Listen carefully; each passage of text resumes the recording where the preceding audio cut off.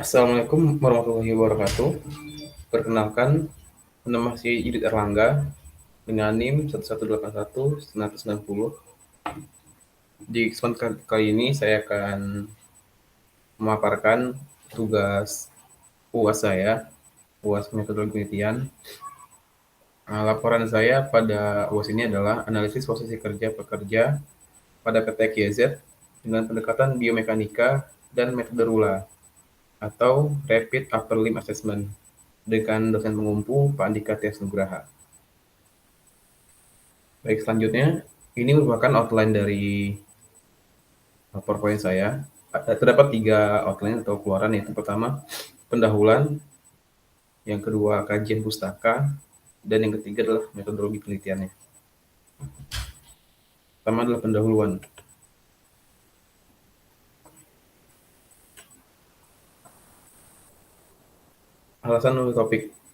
Alasan saya memilih topik ini atau metode RULA, Rapid Upper Limb Assessment, karena dikembangkan untuk menganalisis ergonomi tubuh pada pekerja dengan menggunakan bagian tubuh atas. Metode ini mendeteksi postur kerja dan yang berisiko menimbulkan masalah pada pekerja dan dilakukan perbaikan sesegera mungkin. Risiko kerja yang sering dialami oleh para pekerja jika mereka bekerja secara tidak ergonomis, yaitu menimbulkan masalah pada tulang belakang atau muskuloskeletal, yaitu uh, badan mudah lelah, tulang punggung tidak fleksibel, sehingga menurunkan produktivitas pekerjaan. Kepentingan penelitian ini.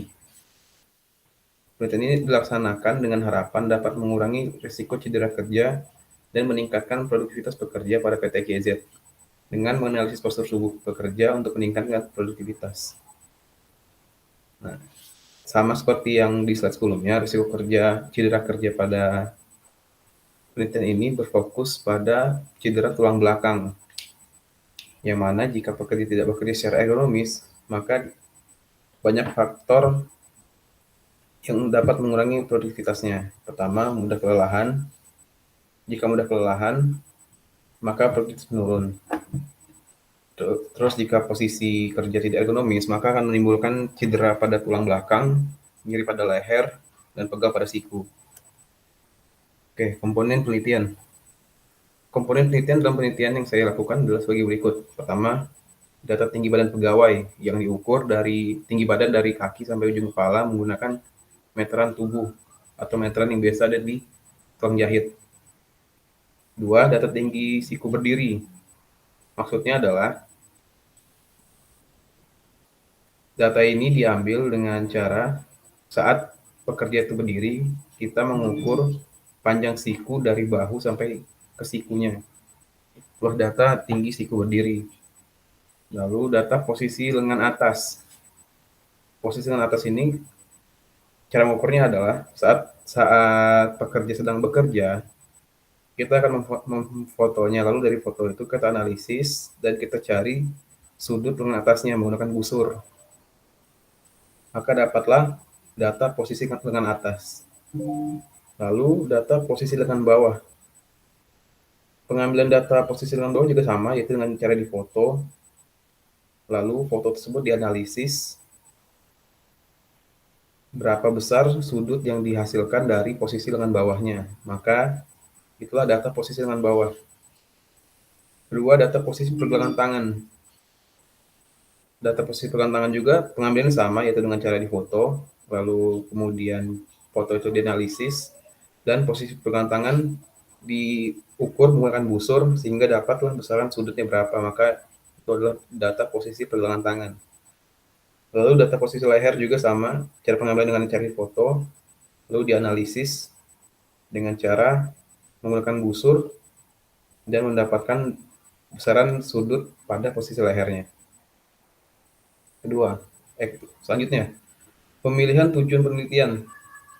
Penelitian ini menggunakan metode kualitatif karena bersifat deskriptif dan cenderung menggunakan analisis sehingga masuk dalam metode kualitatif.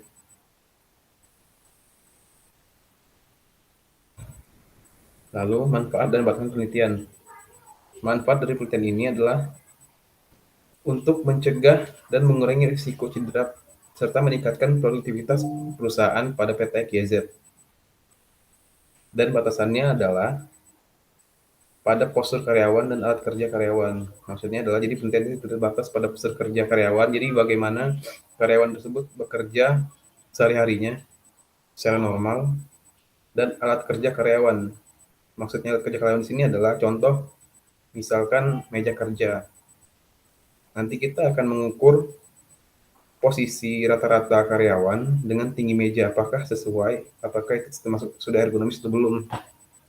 Misalnya belum ergonomis, dari data yang kita dapat belum ergonomis, maka akan dibuat penyesuaian agar para pekerja dapat bekerja lebih nyaman dan ergonomis. Lalu, kajian pustaka. Latar belakang objek. Latar belakang pada penelitian ini, postur kerja merupakan titik penentu dalam menganalisis keefektifan dari suatu pekerjaan. Jika seorang operator melakukan postur dan posisi kerja yang baik, maka kecil kemungkinan pekerja tersebut dapat mengalami cedera kerja.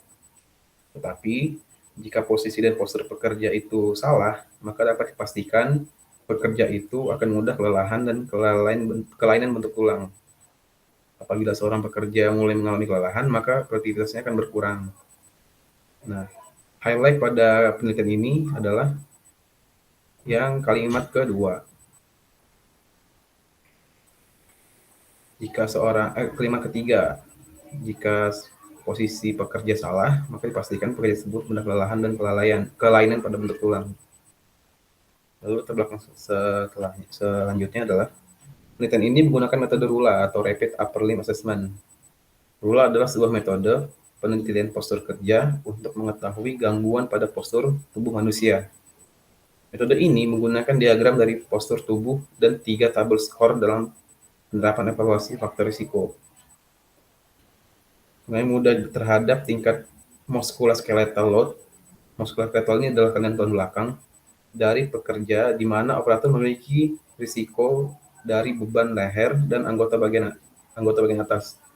Anggota bagian atas ini adalah lengan, leher, tulang belakang, dan pergelangan tangan.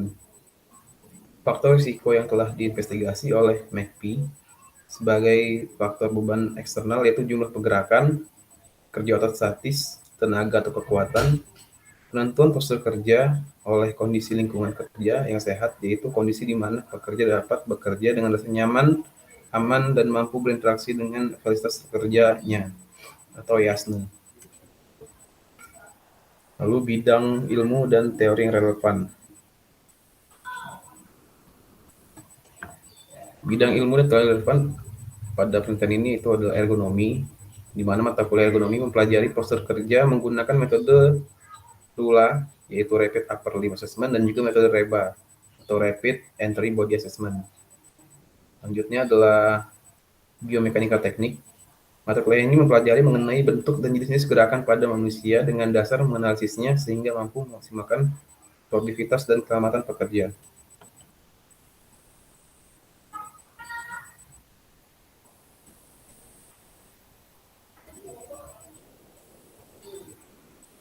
Lalu, ini merupakan 5 kajian studi sebelumnya.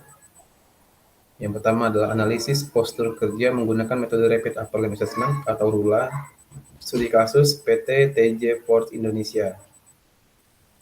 Yang kedua adalah analisa postur kerja dengan metode Rapid Upper Limb Assessment atau RULA pada operator mesin extruder di stasiun kerja extruding pada PT KYZ.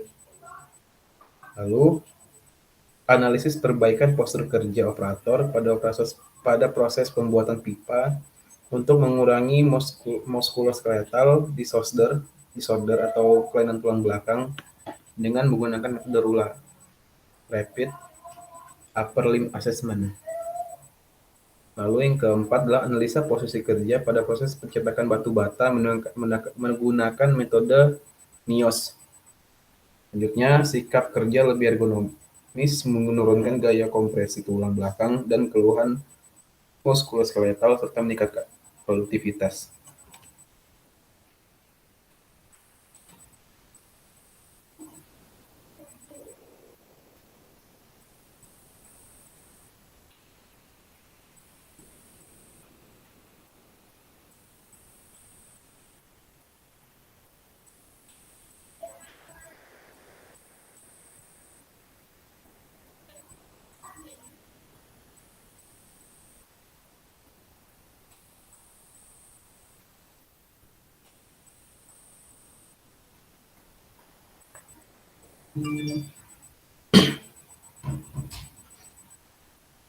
Selanjutnya adalah perbedaan dari kajian sebelumnya. Perbedaan penelitian saya ini dibandingkan penelitian sebelumnya adalah yang pertama, penelitian sebelumnya berfokus pada analisis, sedangkan pada penelitian saya juga tetap ada analisis, tetapi lebih berfokus pada solusi yang bisa diterapkan oleh perusahaan dalam meningkatkan produktivitas pekerjanya. Lalu penelitian saya berfokus pada pengurangan risiko cedera tulang belakang atau muskuloskeletal disorder dan meminimalisir kelelahan kerja. Tiga, metodologi penelitian.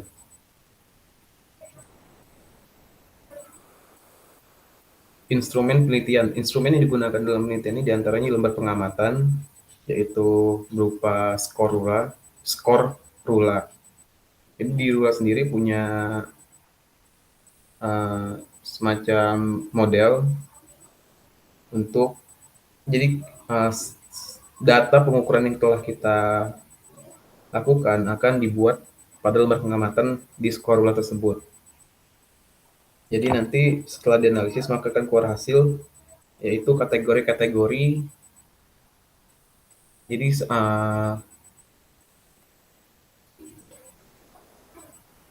pada ini pada pada lembar pengamatan akan keluar hasil skor rulanya.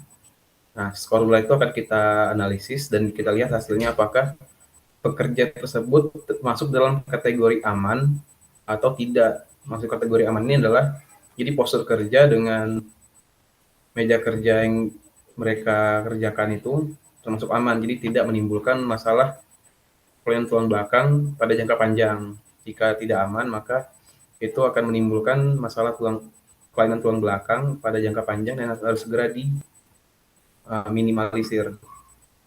Lalu dokumen berupa foto-foto. Foto-foto di sini bertujuan untuk mengukur besaran sudut pada bagian siku atas, siku bawah, pergelangan tangan, leher. Busur digunakan untuk mengukur sudut yang dihasilkan dari postur tubuh pekerja.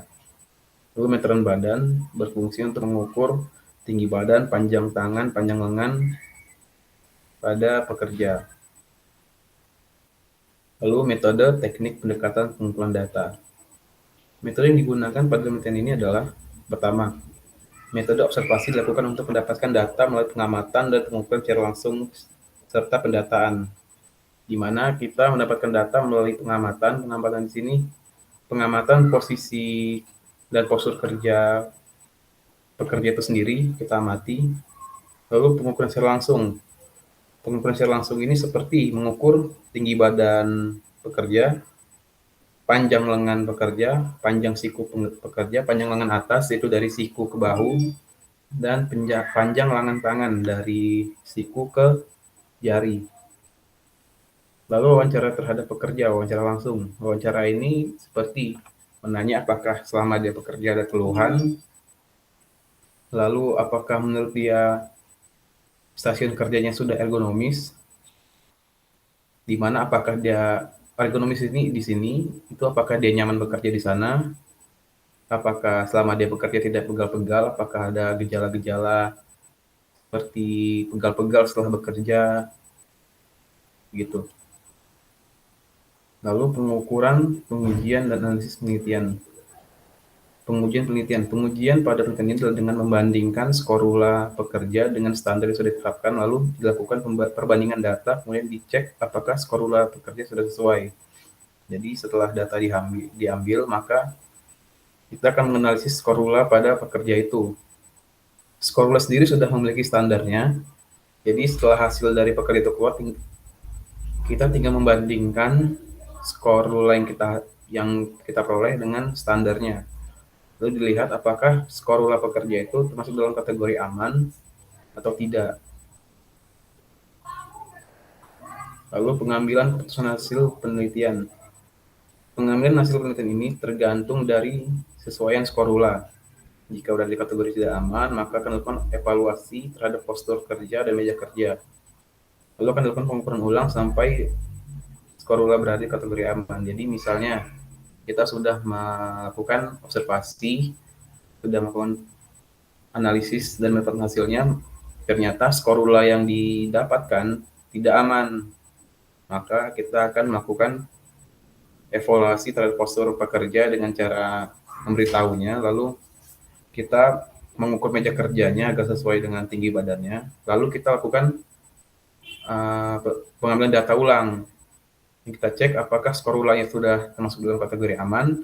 Jika sudah kategori aman, maka penelitian selesai. Jika kategorinya masih belum aman, maka kita akan melakukan evaluasi ulang lagi sampai berada di dalam kategori aman. Terima kasih, sekian presentasi dari saya.